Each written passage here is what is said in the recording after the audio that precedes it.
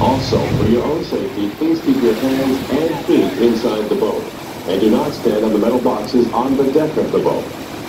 Please keep youngsters off all railings.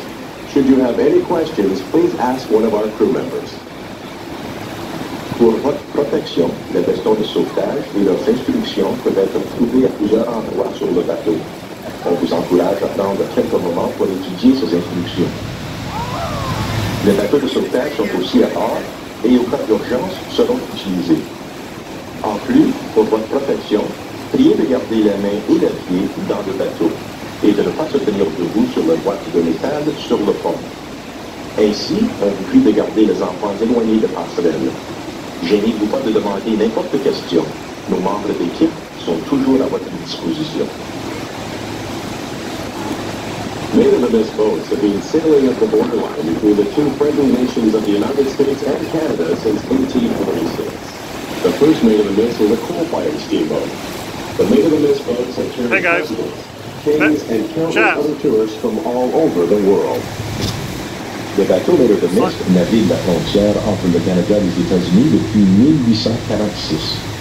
Le premier Maid of the Mist était un bateau de vapeur qui brûlait au charbon. Les bateaux Maid of the Mist ont reçu comme passagers et le président et les rois, ainsi que des touristes du monde entier.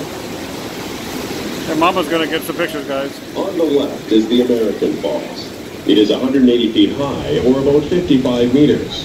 Most of the rock at the base of the falls fell during two spectacular rock slides in 1931 and 1954. 12,000 years ago, the falls were 7 miles, or about 11 kilometers downriver at Lewiston. You now see them at their present location because of erosion. Look at that place you can stand up there between the falls. 2 meters a year. Man, see it up high? The small falls to the right of the American Falls is called the Bridal Bit. The walkway at its foot leads to the Cave of the Winds. À votre gauche, les chutes américaines. Elles sont environ de 55 mètres ou de 180 pieds en hauteur, avec une longueur de 335 mètres ou de 1100 pieds.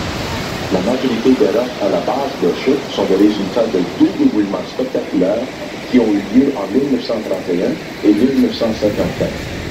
Il y a 12 000 ans, les chutes se trouvaient à 11 km ou 7 milles d'ici à Lewiston. Grâce à l'érosion, parfois jusqu'à 2 mètres ou de 6 pieds par année, vous constatez les chutes à leurs endroits présents. Les petites chutes à la droite des chutes américaines sont nommées Bridal Veil. Les sentiers à la base